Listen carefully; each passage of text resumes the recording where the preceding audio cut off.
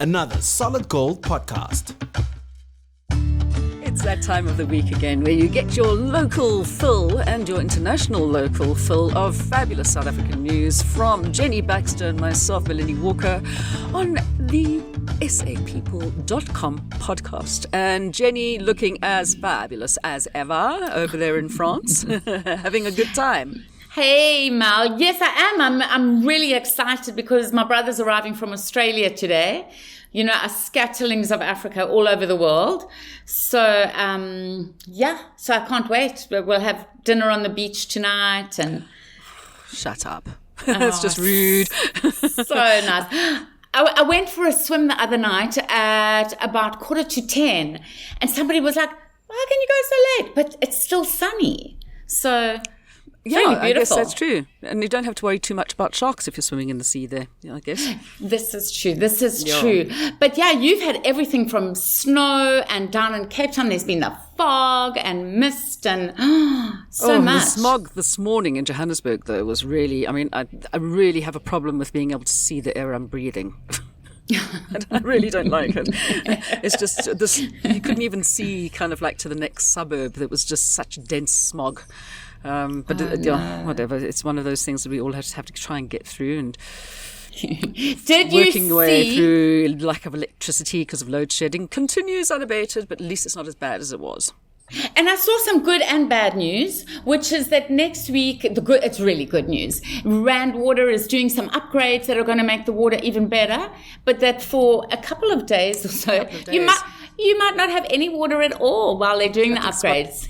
The 11th to the 13th or something. And we're not quite sure if we're affected in our area because, it's a huge portion of Johannesburg and the West Rand and out past Sandton, which is going to be affected by it with a lot of the different reservoirs. And I think we're on the Dunkeld and Linden reservoirs and tower. And even though one says, yes, that is part of it, but the others so I'm thinking, should I start trying to stockpile water? It is a weird thing to have to be thinking about. I think to be safe, you should. Oh, I'll go and shower at the gym. I always have lots and lots of drinking water, so that's fine. Oh, okay. Yeah. All right. So good. what is your main story for the week?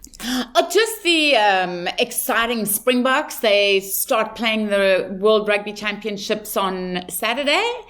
That's correct, yeah? Against Australia in Pretoria. And that, yes, on Tuesday they unveiled their new Springbok strip. Yeah, which has been designed by Nike.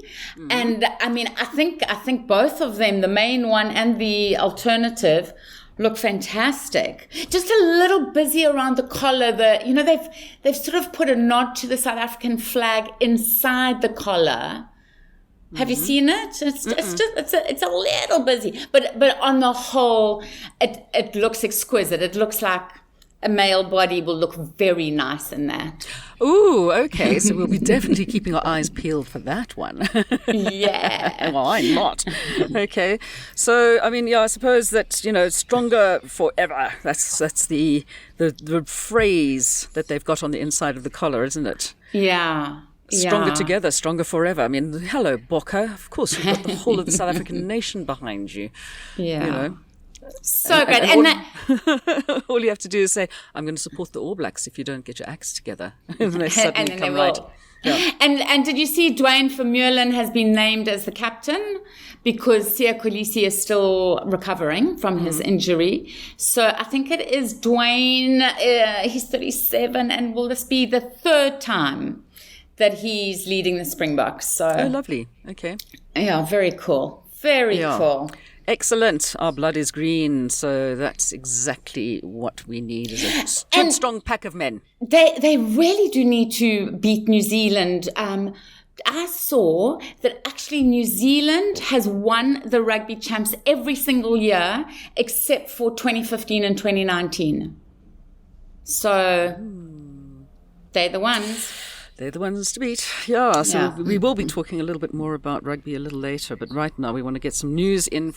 I'm just really excited at the moment because, of course, the Tour de France is on. And, that, I actually like watching the Tour de France on television because I just love the countryside. But it's nothing to do with the racing. You should come and do the cycle here. Remember Ted did it, the author of Daisy. He came and cycled through France. It's so exquisite. And there's proper cycling paths and rivers and blah, blah, blah. But yeah, for anybody who's in Italy, there is a canoe world champ thing going on, and all South Africa's young shining stars, I think it's the junior team and the under 23s, are heading there. So if you live anywhere near Oronzo, go and support South Africa. Okay. And you've got some other news for expats as well with SAA. Is SAA still flying? Yeah, I particularly put that in because you said that very dismissively last week. And then... well, I was wondering, because, I mean, aren't they supposed to be being bought out by something or the other? And you know, I mean, consortium.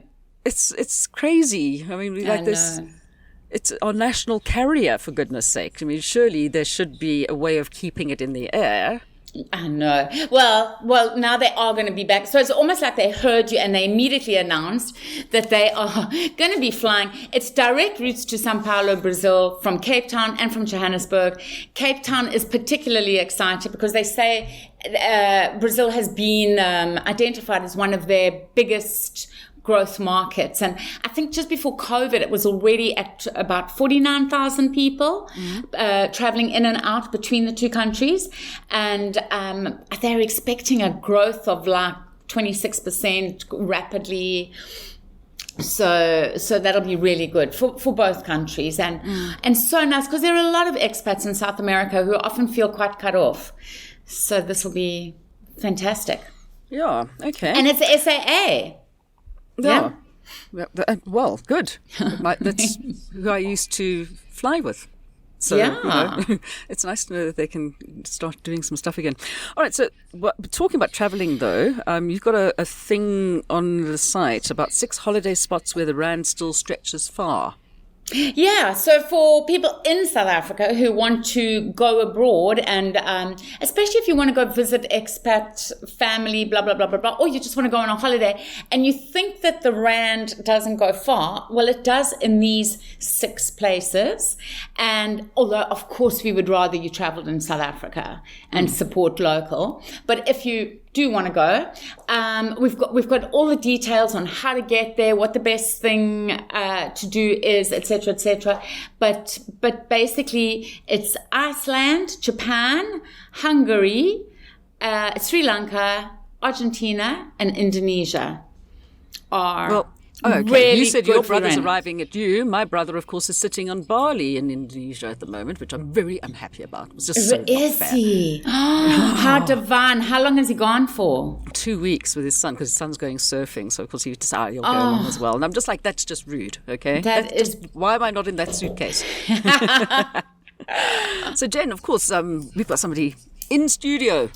Well, not really in studio because, of course, we're all in different places in the world, but in this little virtual studio who we love talking to every now and then because, of course, these people do such amazing stuff. We mention them all the time.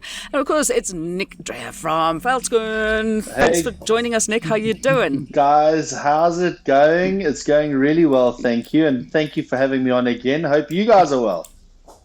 Hey, Nick, we are, but we really miss you because almost every week we have a Veldskoen good news story. It's been amazing. Like even the airline. I know. You guys... It's an amazing thing that with Lift Airlines. What a cool local campaign we had there. I'll tell you an interesting thing about that. The CEO is a guy called Jonathan Ayash, and he does such a magnificent job, but they launched that airline in the middle of COVID. And which is amazing. I mean, anybody that knows Gidon Novak also knows that he's a serial entrepreneur and a highly effective one. When we heard that news in COVID, we actually sent them a pair of shoes under the pretense that it was like, congratulations on doing something amazing during a really tough time. It was literally just a gift.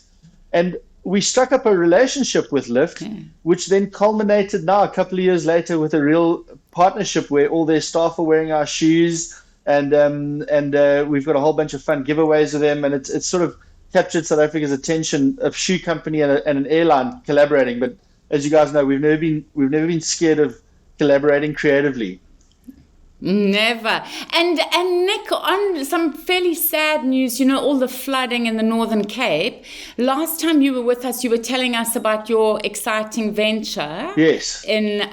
So were they affected? Yes. Sadly, the Cedarburg was affected, and so was the factory with the flooding and lack of electricity. And an update on that front is the good news is that they are making shoes. The factory is operational. We're going to have a large national moment where we talk about the details. But just for the sake of your audiences, the great news is that factory is in fact up and running. It's embryonic and baby steps, and they're making handmade shoes. But considering they haven't done anything there for 5 or 6 years, it's a real miracle. But of course, challenged heavily by the weather.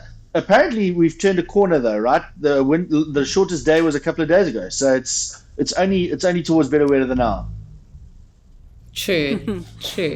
Well, we might be over the winter solstice, but we're not out of the cold weather yet. So, yeah. What have you been up to since we last chatted, though? Because I know you're always doing these amazing things.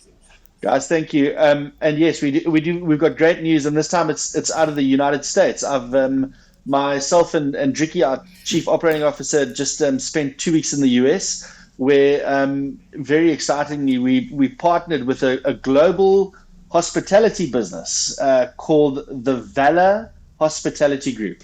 They've got 94. They're present in 94 hotels in 60 odd cities in 13 countries, and they've got thousands of staff all over the world. And it's my good friend Ewan McGlashan and Tony Romalee, and we partnered with them in the US to start off with, and we launched it at this hotel called the Harpeth Hotel, which is the most beautiful hotel in the town of Franklin, Tennessee. And the reason we've partnered, firstly, their staff are wearing the shoes, and secondly, it's available to their customers in the shop. Now, that might sound like an innocuous reason to get together, but the reason behind our partnership is so brilliant. Firstly, our values align. As a group, they want to spend their money when they procure with suppliers that make a difference. So instead of them just buying staff uniform from the cheapest vendor that you can find from other parts of the world, normally the East, they've decided to look for places and look for products that they could support with their enormous procurement power that actually make a difference. And they looked at Veldskoen with great detail, and they saw that our entire supply chain benefits from the purchase of our shoes. So it's not just Nick Dreyer that does well. Every time we double our capacity for making shoes, because we don't own our factory and we don't own our raw material suppliers and all the rest of it, everybody does better. And they've identified that under the heading responsible and sustainable purchasing from a big company. And we are now on a mission with the Valor Hospitality Group to show others in the world that groups like them need to and must make smart purchasing decisions for all of the things they buy, whether it be this bar of soap in a hotel room, or in our case, the shoes that the staff wear. On top of that, the shoes look great. So the guys at the Harpeth are loving them. Yeah, and like you say, the guests to the hotels are sure to notice the shoes, and you're going to just spread the word around the world. But Nick, is this company South African owned? The Valor they operate globally, and the interestingly enough, Ewan, he's a Scotsman, but he was the guy that opened the Cape Grace Hotel. And he lives here as much as he does, but he's based between here and Atlanta, and they've got a South African operation. And so their hearts are very much in South Africa, but it is a global success. It's an easy fit. We get to hang around with each other in Cape Town, but also in Atlanta and shortly and in Nashville, and other parts of the world. It's a really, for us, it's a really honor to be working with them. But I also think the relationship and the partnership could be a model that others could follow, and it makes a difference. I keep saying to them, the more shoes we make in South Africa, in our own tiny little way, the more people will get employed. And that's the one currency that we've got in terms of improvement in South Africa, is to try to get more people with an income. And where we feel like this type of partnering it could be a very small but important piece of how to go about that. Absolutely. And Nick, Mel and I were earlier talking about the new rugby jerseys and the match coming up on Saturday. And I believe you're going to be there. Guys, how exciting. France around the corner. The Boks are getting ready.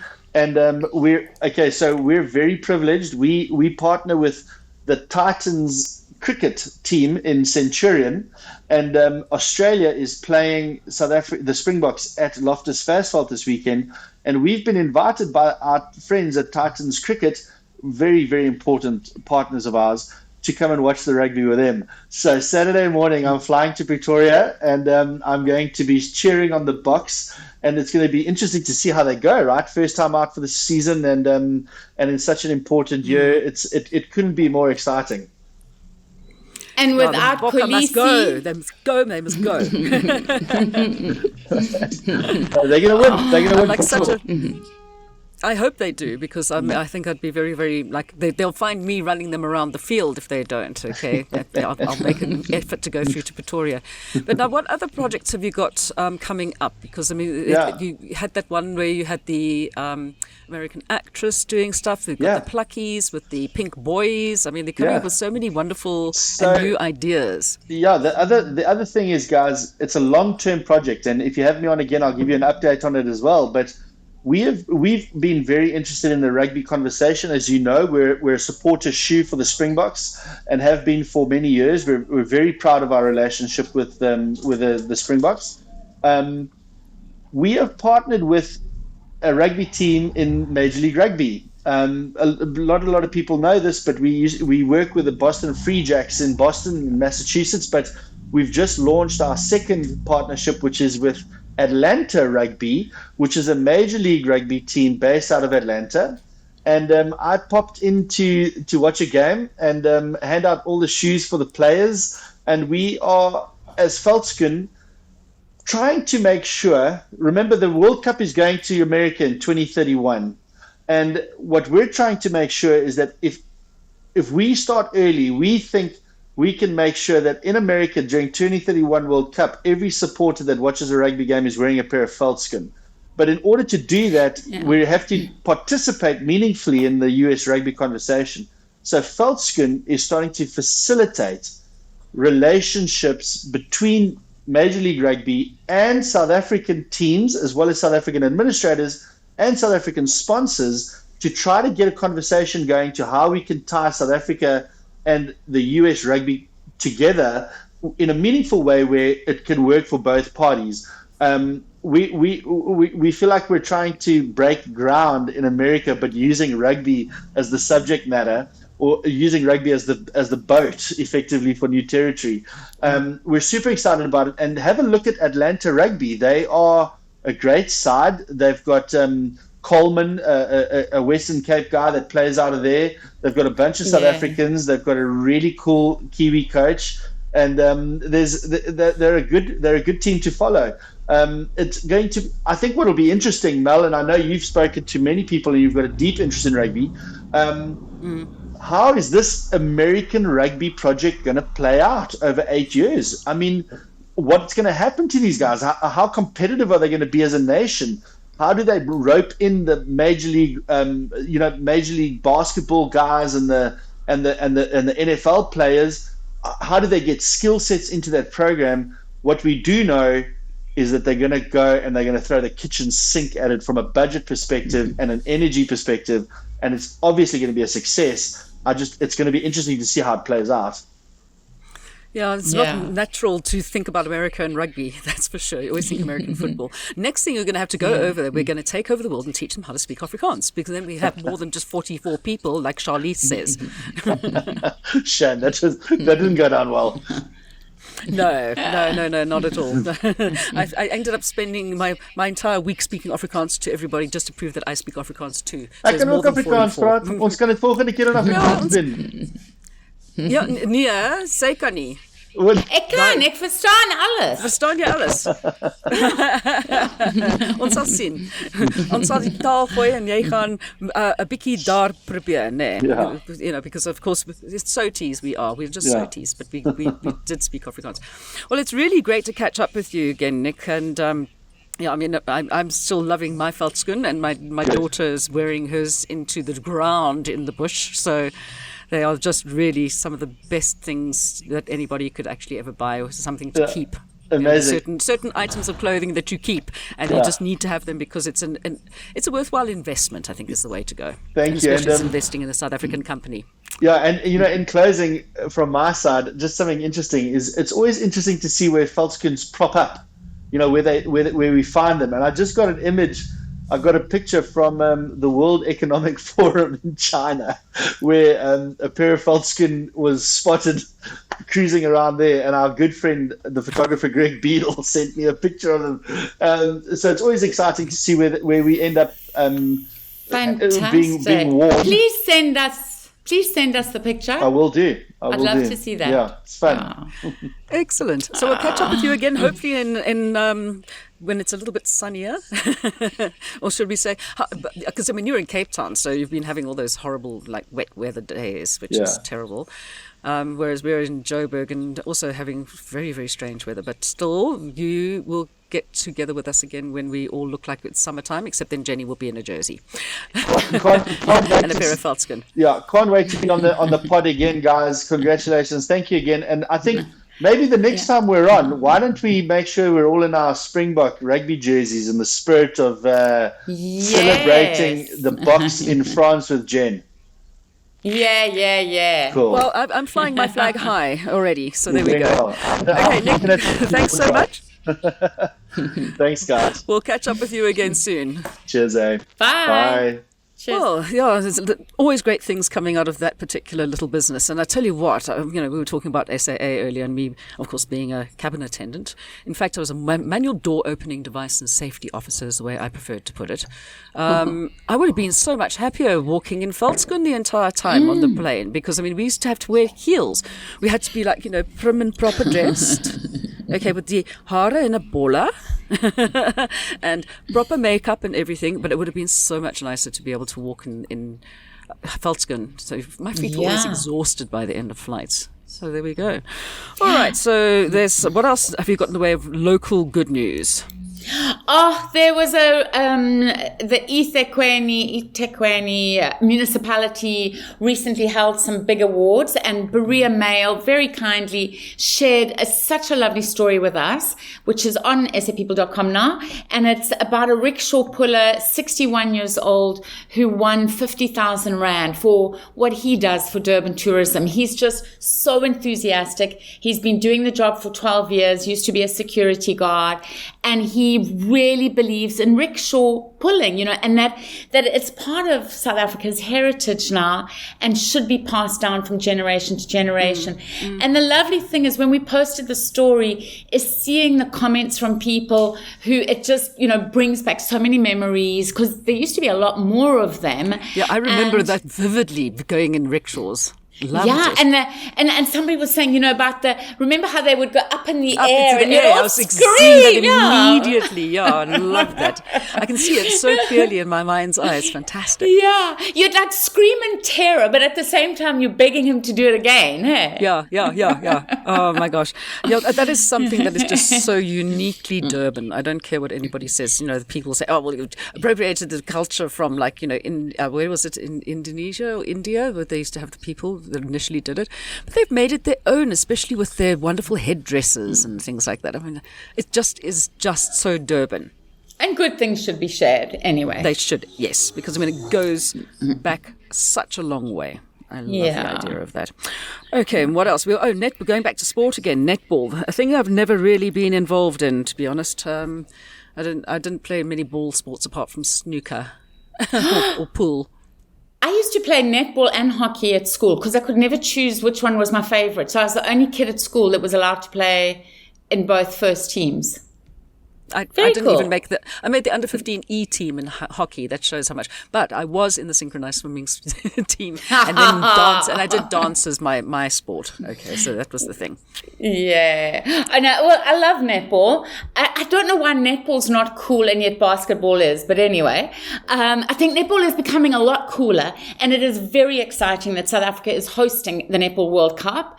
It's the first time in about 60 years that it's on African soil. And so the people in South Africa have said to the whole of Africa, come on, guys, let's bring our A game. We're not just hosting it. We've got to be up on the podium, got to really show our worth.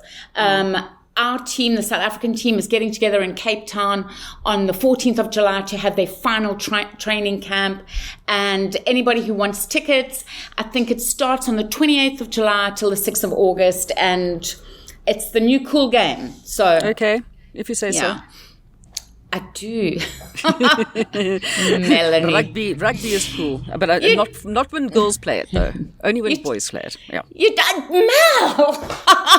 Melanie. What? I don't think that girls should play rugby. I mean, women have babies, men play rugby. Those are the two things that should not be changed. Okay. I'm sorry, I don't care. And I used to be a presenter on women's rugby. I still don't like it. Women can have babies and play rugby. Yeah, but then you're taking the thing that should be a male preserve away from men. And I think that, it takes a lot of stuff. No wonder males feel so threatened, okay? Because women are just taking everything away. Because women are playing rugby. I'm just being contentious, okay? I've always just believed that rugby is for men. Oh, no. They've got to have one thing that's just theirs. Yeah, I think they have enough. Okay, if you say so. All right, I've got to tell you that one thing I'm planning to do, because I've got some international people coming into Joburg and just spending a couple of days with us. So I've thought, the weather up in Joburg at winter is lovely, even if the smog is still around. And they've got the red bus tours, the top, the open decker top. Those buses, the tour buses. So it goes all over the northern suburbs of Joburg into Houghton, and then you go skirt Hillbrow, go to the Apartheid Museum, you go to all over, and it goes down in town, past the Carlton Centre, and then down you can carry on going. It goes to Gold Reef City. You can either get off there or carry on and go into Soweto on the tour. So it's a beautiful tour. And so few people actually kind of think, even when they live in Johannesburg, I don't think many people think about going and doing it. Yeah. Oh, no, it sounds amazing. Really. And did you see that down in the Western Cape, they're launching in Hermanus now, this month, July, for the first time. And I think that's going to have like you'll go up, you'll see the beautiful panoramic views, plus you'll go along the coast. Into Walker Bay. There's a whole thing there. Melanie Walker watches whales from Windsor Hotel in Walker Bay, which I think was one of the very last treasure hunts we ever did was actually there, yeah. So I still have so cool. And people who go on the Red Bus expedition tour, whatever it's called, exploratory tour, they can pay extra to also do whale watching. But unfortunately, Melanie Walker will not be with you unless you go down. Unless I go down. It's quite possible that I could do that. Yeah, I like exploring. And Hermanus, as I like to call it, Hermanus, or what its original full name was Hermanus Paul Pietersfontein. Oh. Yeah, that was the original name. Yeah, it's a beautiful part of the world, so I'd definitely say that you should go and do that. And do some wine tasting at the same time. Oh, yeah, they've got wine tasting. I think there's like a choice of 3 or 6 wines during the... You can get really tipsy. During the tour, yeah. Someone else is driving. Yeah, entertain yourself. Talk about, as I said, I've been sitting, I've actually been binge watching Yellowstone, and I see that it's actually starting, season 1 is starting on Showmax from tomorrow, Thursday, because a friend of mine had it on another channel, so I sat and I watched the whole of season 1 and then found out today that it's starting tomorrow. So, but I mean, I'm absolutely enthralled. I mean, I think we mentioned about Succession, so it's kind of along the same type of lines, but obviously with Kevin Costner, who's absolutely brilliant in it. And not in the city, in the country instead. Yeah. hey man, I want to be a cowboy. Yeah. It's like, I want to go and very ride cool. horses Western style. So it's made me quite happy. But what else So have you had cool. that's coming up that would be of interest to South Africans that are living abroad and at home? Well, on Netflix, there's a show coming up at the end of July, on the 20th of July, called Super Team 4. And it's just really inspirational. It's Cape Town's Triggerfish Animation Studios. They've done it together with England, France, a Zambian writer. And it's an 8-part series about 4 schoolgirls who become... what are those people Power Rangers? Kind Vigilantes? of. No. Hasn't they become what? Yeah, like superheroes.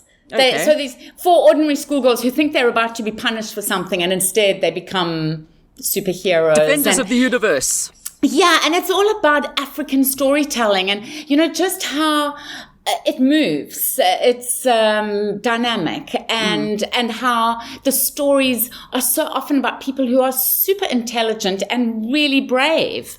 So it's a feel good. So that's one to watch. Then one that I know you're not in love with, but The Real Housewives van die Wynlande.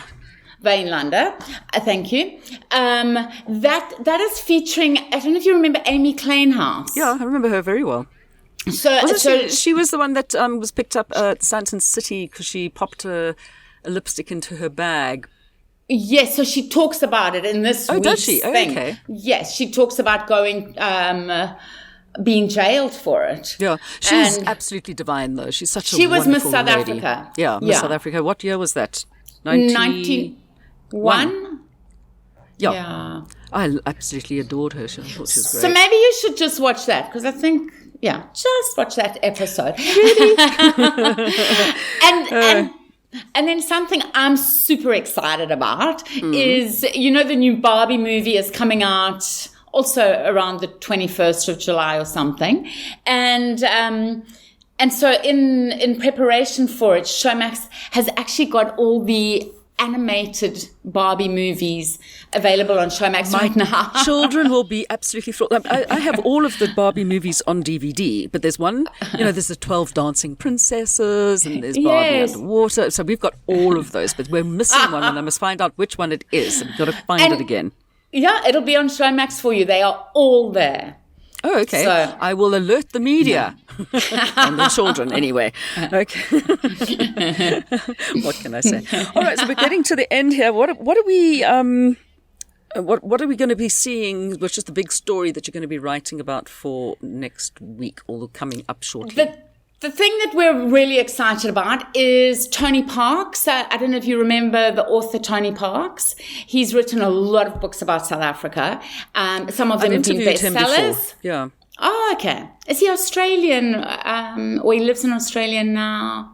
Anyway, I can't remember. But his books are, many of them are bestsellers, and they're always about conservation, about anti-poaching, and an organization in Germany has got together with him. They are translating them into German, and the funds will be going to a South African conservation group. So it's going to be helping South Africa's conservation. I think we should speak to his publishers and say to them, right, give us some of his books and we can do a giveaway, a competition here on sapeople.com. Yeah, that's a good idea. We'll come up with speak to them, see if they will, because I've got a few of the books and they're very, very well worth having. Okay. I know that I saw somebody somewhere is looking for like all the Wilbur Smith books in hardcover, and I'm trying to work out what happened to the ones that we had in our house, because we had the entire collection. My grandparents actually bought them for us. In England, every single year, they would send through the new one in hardcover. And they all just disappeared. They got taken up. Don't know where. Anyway, that's for us. So we'll catch up with you again next week, Jen, of course, of people. Just a reminder that you can send in your good news stories, anything, if you see somebody doing something fantastic. Preferably good news stories, because I'm on my high horse again about the blue light brigades. And the fact that they will probably end up, according to the Daily Maverick, maybe getting just a slap on the wrist as usual after they have been suspended. they have been suspended. But they're not going to have. There's not going to be that many much in the way of ramifications for them. Let's put it that way, which I think is absolutely heinous, especially if you get caught. You're supposed to be the people who uphold the law. You're supposed to be the people that we can go to actually get protection. Okay, we're not supposed to be afraid of our police. So guys, just stop it. It's unacceptable behavior. Just because you happen to have a B on your number plate does not make you better than anybody else. You're supposed to be somebody that younger people can emulate, and kicking people while they're down on the ground, not a good idea. Anyway, they always got to have a high horse to jump off. Always. Yep. All right, Jen, we'll catch up with you next week. Take good care, hon. Enjoy the sunshine. Thanks, Mal. Bye. Bye-bye. Another production from Solid Gold Podcasts.